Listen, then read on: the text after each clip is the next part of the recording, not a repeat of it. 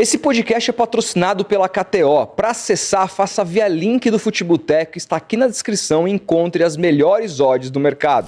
Você acha que o caminho hoje seria uma SAF? Então, agora você vai falar do que eu até gosto e participei. O que é SAF para o futebol de um time grande? O time que administrativamente se arrebentou. Alguém que estava lá fez mal. Porque o São Paulo tinha uma dívida de 300 milhões até o Leco. Hoje tem quase 1 bilhão. Por 2 gestões, Leco e Casares. Como é que pode? De 300 milhões ir para 700 milhões a mais. Quase 1 bilhão. Vamos pôr 900. 600 milhões em 6 anos. Em 6, 8 anos. Algo está errado. Se ganhou, se perdeu o futebol, algo está errado. E os conselheiros lá batendo palma. Batendo palma. Porque todo mundo está bem posicionado no sistema político interno de São Paulo. Não tem aqui, ou tem ali, ou tem o ingresso, ou tem aquilo, ou tem aquilo.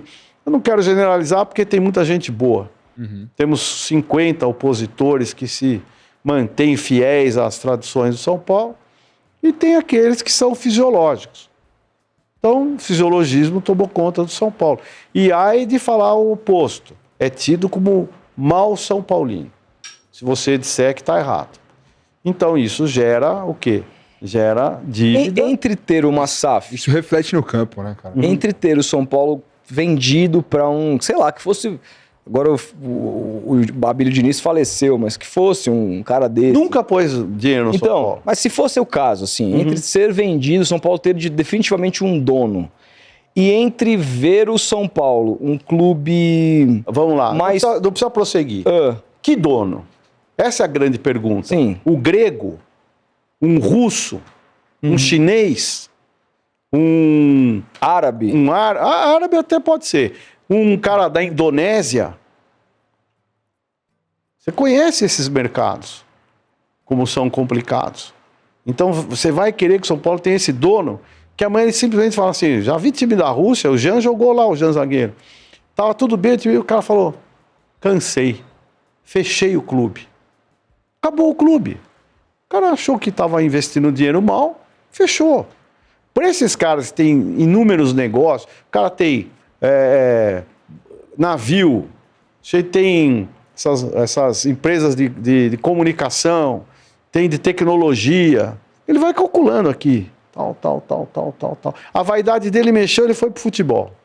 Aí a vaidade dele bateu porque ele foi mal no futebol, não quer ser mal falado. Fecha.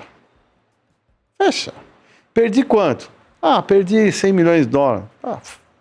Tchau. Fecha. E aí? Como é que fica? Mas aí, em tese, numa SAF ele venderia isso, né? Venderia para quem? Então, aí não se sabe. Aí Então, qualquer um em que compraria. circunstância? O que aconteceu com o patrimônio do clube? Então. Então não é bem assim. Então, SAF é socorro de administração incompetente. Alguém foi responsável em algum período por essa administração financeira incompetente. Aí eu vou para o mercado. Aí vamos lá, voltando para a padaria. Eu tenho uma padaria que está devendo para farinha, fornecedor, entre aspas, quebrei. Aí vem um cara lá e fala, vem cá, tua padaria tem um ponto bom, tem uma freguesia boa, eu vou comprar pela dívida e te dou 10%.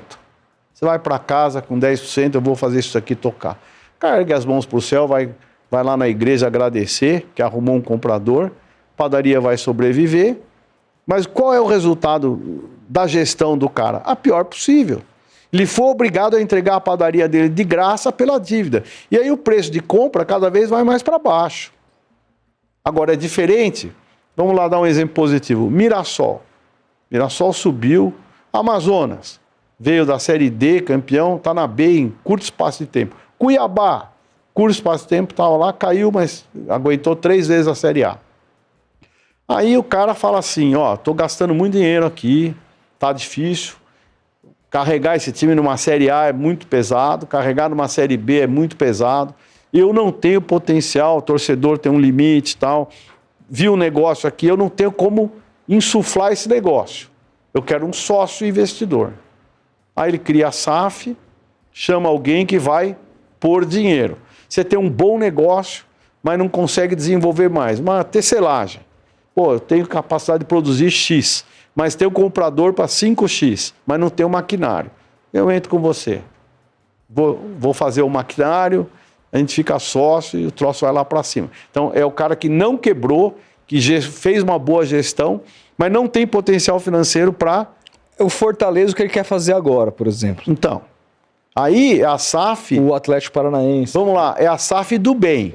É a SAF para ficar maior. E não a SAF para salvar do dano causado por uma administração ruim financeiramente falando. Quando alguém falar de SAF, por desespero, é que quem estava lá foi muito mal. E aí, assim, nesse aspecto político, você gostaria de ver um dia o sócio torcedor do São Paulo tendo direito a voto para presidente, etc. Sim, e se tal? fosse dentro de uma regra muito bem feita, sim.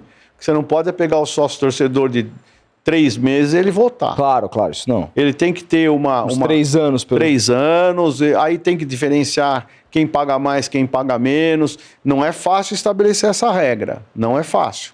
Mas eu acho que São Paulo tem um colégio eleitoral muito baixo, pouco representativo para a grandeza do São Paulo, cada vez mais sendo unificado por uma visão só de poder, e que isso é altamente prejudicial para o São Paulo. Então, É muito antidemocrático, não é, Marco? Sim, sem Você dúvida. colocar um clube de milhões de pessoas apaixonadas, fiéis, na mão de, sei lá, Eu já pessoas ali. pensei que esse antidemocrático fosse bom, porque as pessoas que lá estavam eram de absoluta elite intelectual, moral do clube.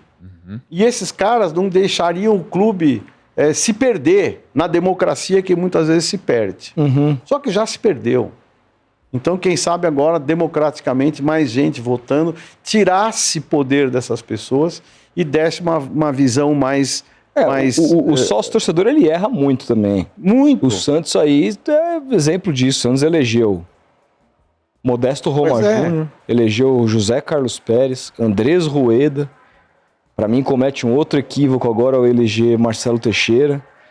E nessa última eleição, online, gente do Brasil inteiro pôde votar, foi um pouco menos de 10 mil votos. E aí você vê um clube que tem, sei lá, 5ª, 6ª maior torcida do Brasil, 7ª do Santos, e o São Paulo, que tem a 3ª maior torcida do Brasil, 3ª, 4ª, agora parece que o Palmeiras está... Mas assim, tem muito mais torcida, O que antes era 200 pessoas. O que antes, esse colégio eleitoral pequeno, era uma proteção ao clube, deixou de ser. Hoje é uma proteção a quem está lá. Inverteram-se os valores. Hoje, eles se protegem mantendo o poder. Antigamente, a gente protegia o clube para manter um status de equilíbrio, austeridade, de uma E o direção... papel da torcida organizada nisso? Eu vejo ela interagir bastante com a política vigente. Só isso que eu posso dizer. Cara, pra mim, o sócio torcedor, pra mim, é o torcedor que consome o clube, velho. É o cara que tá ali Que consome o futebol. Consome... Não o clube... Porque piscina. lá na Social de O São clube Paulo... existe por quê? Vamos lá, Por causa do futebol, velho. Social de São Paulo é muito boa. Social bonita, Muito bem boa, arrumada. o muito legal. O Ale aqui vive elogiando. Não, muito legal. E o que fez isso? Isso fez com que a vizinhança ficasse sócia do São Paulo. Vamos entender, perto do São Paulo, um padrão um pouco maior, tem o Paineiras, do Morumbi. Sim. Custa caro, um título e tal. E tem lá uma sociedade que vive lá, né? Então, esse clube é elitizado. Agora, quem torce pro Paineiras? Ninguém. Torce lá pros menininhos que jogam bola, pro clube social e tal. Mas no Paineiras deve ter, na mesma proporção que a sociedade, mais corintiano, São Paulino e palmeirense equilibrado, santista um pouco menos. Está representada a sociedade esportiva de futebol na cidade de São Paulo. O Social de São Paulo também. Por quê? Porque virou um clube de vizinhança. Se eu tenho um clube bom, que não é tão caro, e perto da minha casa, eu vou lá. Não importa a bandeira do sócio, eu vou lá porque eu vou jogar futebol, eu vou na piscina, eu vou almoçar. É um clube gostoso, um clube que recebe todo mundo muito bem. Só que esse cara vota. Vota. E aí, Marco, a minha dúvida, não dá para separar, mesmo no modelo associativo, não dá para separar o futebol do social? Mas ele é separado, tecnicamente falando. Mas por que o social tem tanta... Porque vota e vai ser eleito conselheiro quem é da biriba. Porra, velho. Isso é um sistema que pra mim é muito o louco, sistema. Cara. Foi bom, enquanto São Paulo era um clube, sob o ponto de vista de social, menor, que as pessoas respeitavam lá a história do clube. Hoje não, hoje está lá porque pega ingresso, porque faz isso, faz aquilo. E Marco, assim, quando você tentou tornar-se presidente do São Paulo, quais eram, assim, as suas... O que você iria atacar? As dívidas? O modelo de gestão? Você pensaria em, por exemplo, parafrasear o Tirone, em flamengar, fazer algo parecido com o que o Bandeira de Melo fez no Flamengo? Qual seria, o que você vê para o São Paulo em termos de gestão, já que SAF você acha que só se for para aumentar é o melhor negócio? Assim? Bom, você tem duas visões de época. Àquela época, dava para levar o São Paulo mantendo um padrão financeiro austero e trabalhar bem com o futebol. Só que aí vai avançando o clube, vai gastando dinheiro dentro da social, que, segundo o diretor social, que até tem uma boa relação, o Dedé, ele é autossustentável. Ele é autossustentável, mas as situações criadas lá dentro acabam atingindo o caixa do clube. Então, o que ocorre? O custo do São Paulo ficou muito alto.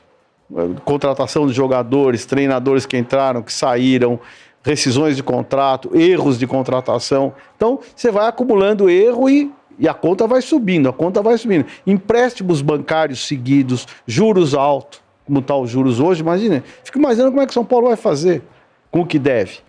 Então, hoje eu acho que tem que ter austeridade. Agora, quem está lá como presidente não se sustenta com o time perdendo. Então, aquela guerra entre a minha vida ou a vida do clube. Então o cara se protege para o time não ir mal e indivíduo o clube que o próximo que vai tomar conta. Ou a SAF. Então naquela época dava para fazer uma gestão austera, com um time bom, usando muito a base, vendendo o jogador na hora certa, dando prazo para esses jogadores poderem ter rendimento técnico.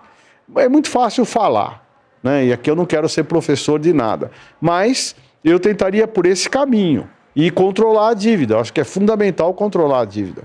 Hoje você desistiu dessa hipótese de um dia tentar voltar a ser presidente? Não, voltar não, nunca voltar fui. A concorrer a ser presidente. Não desisti completamente, porque o sistema está dominado. E eu não vou perder minha energia e ainda ouvindo bobagem, ainda tendo perseguição, ainda cara falando o que não deve para mim, entendeu? Então eu prefiro levar minha vida em paz. E se precisar de ajuda, ajudo. Sempre vou ajudar o São Paulo, sempre. Mas eu prefiro que alguém veja a verdade que está o São Paulo hoje, que alguém tome mais decisões do que eu.